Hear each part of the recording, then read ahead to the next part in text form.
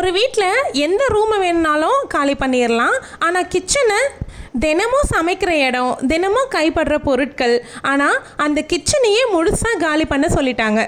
ஒரு பக்கம் மூட்டை முடிச்சின்னு பொருட்கள், இன்னொரு பக்கம் பெயிண்டிங் ஒர்க்கு, இன்னொரு சைடு சாப்பாடை நான் மேனேஜ் பண்ணணும். இந்த வீடியோ எண்டில் எப்படி இருக்கக்கூடிய கிச்சன் எந்த மாதிரி மாறப்போகுது அப்படிங்கிறதையும் அட்டாச் பண்ணியிருக்கேன். தொடர்ந்து பாருங்கள். Welcome to my channel. நான் உங்கள் பிரியா.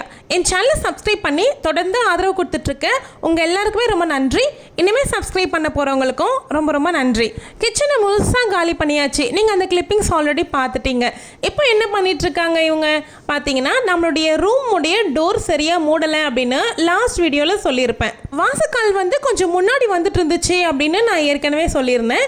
அதுக்கு தான் இப்போ ஒரு சைடில் ஒரு 2 ஸ்க்ரூ போட்டு டைட் பண்ணுறாங்க. டைட் பண்ணி முடிச்சுட்டு ஒரு 2 தடவை டோரை தேய்ச்சி விட்டோம் அப்படின்னா கரெக்டாக மூடுறதுக்கு இருக்கும் அப்படின்னு சொல்லி பண்ணாங்க. பட் என்ன மிஸ்டேக் நாங்கள் கவனிக்காமல் விட்டோம் அப்படின்னா, தேய்ச்சி விட்டதுக்கு அப்புறமா ரூம் தாப்பால் போட முடியுதா அப்படிங்கிறத நாங்கள் செக் பண்ணி பார்க்கவே இல்லை. டோர் கரெக்டாக மூடுதா அப்படிங்கிறத மட்டும் பார்த்துட்டோம். பட் தாப்பால் போட முடியாமல் ஆயிடுச்சு. இப்போ வரைக்கும் அது சரி பண்ணாமல் தான் இருக்குது. ஆல்ரெடி வீடே தூசும் தும்பமாக தான் இருக்குது. இப்போ இது வேற போட்டு நிறைய தூளாயிருச்சு ரூம் ஃபுல்லாகவே. பெயிண்டர்ஸ்க்குமே ரொம்ப பெரிய சேலஞ்சுங்கிறது கிச்சனை பெயிண்ட் பண்ணுறது தான். ஏன்னா நம்ம தினமும் சமைக்கிறோம். நம்ம சமைக்கிற புகை, ஆவி, அதுக்கப்புறமா நம்மளுடைய எண்ணெய் ஸ்ட்ரெயின்ஸு, இது எல்லாமே கிச்சனில் படிஞ்சு போயிருக்கோம். எல்லா வீட்லேயுமே அப்படி தான் இருக்கும் அப்படின்னு சொன்னாங்க. நம்ம வீட்லேயுமே அப்படி தான் இருந்துச்சு. இங்கே வீடியோ ஸ்டார்டிங்கில் பார்த்துருந்தீங்கன்னா ஒரு டேபிள் இருந்திருக்கும். அந்த டேபிள் எடுத்தாச்சு. இனிமேல் அந்த டேபிள் அங்கே வைக்க போகிறது கிடையாது. ஃப்யூச்சர் வீடியோஸில் நீங்கள் பார்ப்பீங்க. கிச்சனில் 2 பேர் பெயிண்ட் பண்ணுறதுக்கு போக மற்ற 2 பேர் ஹாலில் இருக்கக்கூடிய விண்டோஸ்க்கு, கிரில்லுக்கு எல்லாமே பெயிண்ட் பண்ண ஸ்டார்ட் பண்ணிட்டாங்க. அன்றைக்கி லஞ்சு நான் எப்படி மேனேஜ் பண்ணிக்கிட்டேன் அப்படின்னா, நான் சாதம் மட்டும் வடிச்சுக்கிட்டேன். அதுக்கப்புறமா சாப்பாடு பொடி இருந்துச்சு, கொஞ்சம் தயிர் இருந்துச்சு. இதெல்லாம் வச்சு மேனேஜ் பண்ணிக்கிட்டோம். ஊறுகாய் வாங்கிக்கினாச்சு, மிச்சர் வாங்கிக்கிட்டோம். சிங்க்கு கீழே ஓப்பன் பண்ணும்போது தான் தெரிஞ்சிச்சு சிங்க்கு கிட்ட ஏதோ ஒழுகுது அப்படிங்கிறது. நான் என்ன சொல்லிட்டேன் அப்படின்னா, சிங்க்குக்கு கீழே மட்டும் பெயிண்ட் பண்ணாதீங்க, மற்ற எல்லாமே பண்ணிவிடுங்க, நாங்கள் அதை சரி பண்ணி வச்சிடுறோம், அதுக்கப்புறமா அங்கே பெயிண்ட் பண்ணிக்கலாம் அப்படின்னு சொல்லியாச்சு. ஏன்னா பெயிண்ட் பண்ணதுக்கப்புறமாவும் தண்ணி ஒழுகும்போது சிவர் எல்லாமே அழுக்காயிடும்ல, அதனால் அதை சரி பண்ணிவிட்டு அதுக்கப்புறமா பண்ணிக்கலாம் அப்படின்ட்டு அந்த ஸ்பேஸ் மட்டும் விட்டு வச்சுருந்தோம். என்ன ப்ராப்ளமாக இருந்துச்சுன்ட்டு அவங்க கிளம்புறதுக்கு அப்புறம் தான் செக் பண்ணி பார்த்தோம். என்ன ப்ராப்ளம் இருந்துச்சுன்னா, நம்ம குழா ஓப்பன் பண்ணுற இடத்தாண்ட ஒரு கேப் விழுந்துட்டு இருந்துச்சு.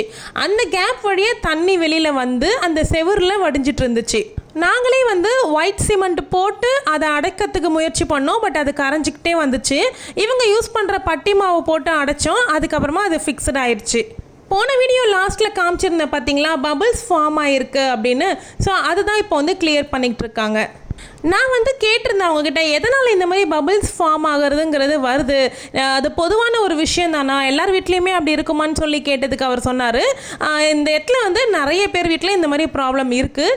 ஏன்னா அது செவரு ஓதம் இருக்கிறதுனால இந்த மாதிரி வரும். அது ஒன்றும் பெரிய விஷயம் கிடையாது. அதை மறுபடியும் நாங்கள் பட்டி பார்த்து டேம்ப் ப்ரூஃப் போட்டுட்டு அதுக்கு மேலே பெயிண்ட் பண்ணும்பொழுது அது அரெஸ்ட் ஆயிரும் அப்படின்னு சொல்லி சொன்னாங்க. கிச்சன் ஒர்க்கு அந்த அன்றைக்கே ஃபினிஷ் ஆயிடுச்சு. அந்த அன்றைக்கி நைட்டு நல்லா காய விட்டுருங்க, இப்போ எந்த திங்ஸும் அடுக்காதீங்க அப்படின்னு சொல்லிட்டாங்க. மறுநாள் நீங்கள் கொஞ்சம் கொஞ்சமாக அடுக்கிக்கலாம் அப்படின்னு சொன்னதுனால அந்த அன்றைக்கி அப்படியே விட்டுட்டோம்.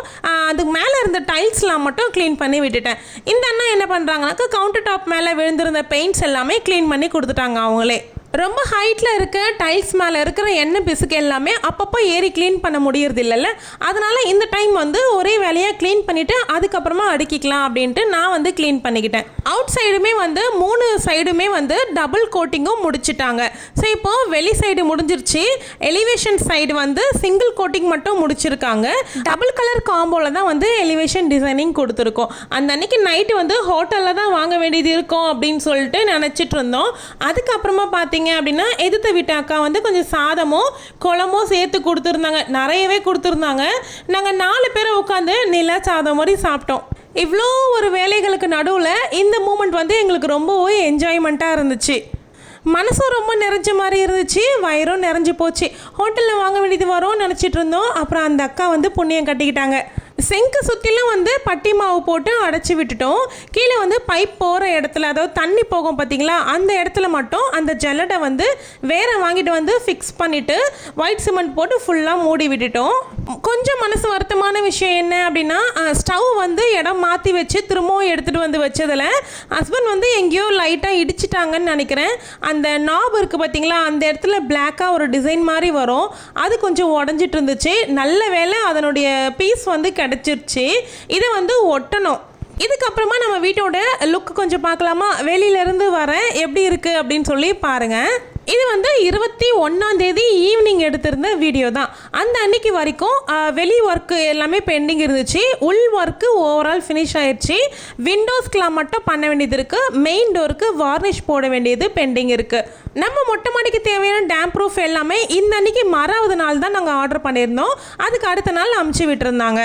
கோலிங் பெயிண்ட் போடுறதுமே வந்து ப்ரொசீஜர்லாம் எப்படி அப்படிங்கிறதும் வீடியோ எடுத்திருக்கேன். அதையுமே நான் அடுத்தடுத்த வீடியோவாக கொடுக்குறேன். எனக்கு என்னமோ புதுசாக ஒரு வீட்டுக்கு குடி வந்திருக்க மாதிரி ஒரு ஃபீலிங் தான் இருந்துச்சு. ரொம்ப வருஷம் ஆகுதுல இந்த மாதிரி புது ஃப்ரெஷ்ஷாக ஒரு வீட்டை பார்க்குறதுக்கு. நம்ம வந்தப்போ இருந்த ஃப்ரெஷ்னஸ் இருந்துச்சு. அதுக்கப்புறம் அப்படியே கொஞ்சம் கொஞ்சமாக மாறி போச்சு. வீடு புழங்க பழசாக தானே செய்யும்.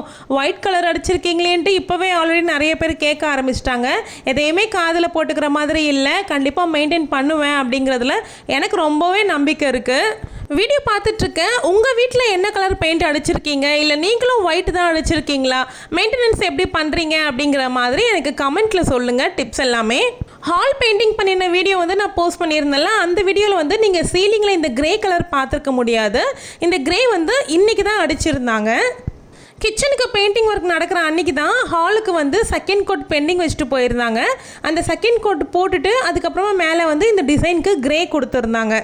இன்னும் விண்டோஸ்க்கு அப்புறம் டோர் பீடிங் வுட்டுக்கு இது எல்லாத்துக்குமே வந்து பெயிண்டிங் பண்ண வேண்டியது இருக்குது. அதனுடைய காம்போ கலருமே ரொம்ப நல்லாயிருக்கும். அடுத்தடுத்த வீடியோவில் பார்ப்பீங்க அது எல்லாமே.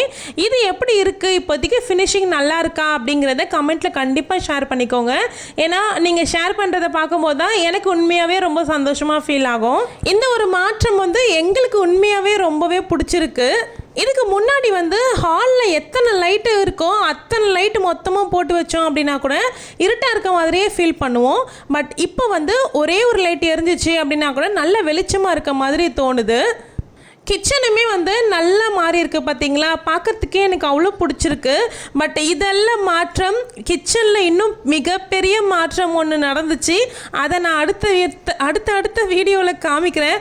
அதை பற்றி சொல்லும் போதே எனக்கு வாய் கொள்ளுறது பாருங்கள். அந்த அளவுக்கு மேஜரான ஒரு பிரச்சனை நடந்து போச்சு. உங்ககிட்ட சொல்லாமல் வேறு யார்கிட்ட சொல்ல போகிறேன், அந்த வீடியோ கண்டிப்பாக ஷேர் பண்ணுறேன். இந்த வீடியோ மூலிமா தான் நீங்கள் ஃபஸ்ட் டைம் சேனலுக்கு வந்திருக்கீங்க அப்படின்னா சேனலை சப்ஸ்கிரைப் பண்ணி வச்சுக்கோங்க. இந்த பெயிண்டிங் சீரீஸை டே 1 நான் போட்டுக்கிட்டு இருக்கேன். பார்க்காதவங்க ஹவுஸ் டிரான்ஸ்ஃபர்மேஷன்ற பிளேலிஸ்ட்டை செக் பண்ணி பாருங்கள், உங்களுக்கு கண்டிப்பாக பிடிக்கும். வீடியோ பிடிச்சிருந்தா வீடியோவை லைக் பண்ணி ஹை பாயிண்ட்ஸ் கொடுங்க, கமெண்ட் பண்ணிட்டு போங்க. தேங்க்யூ.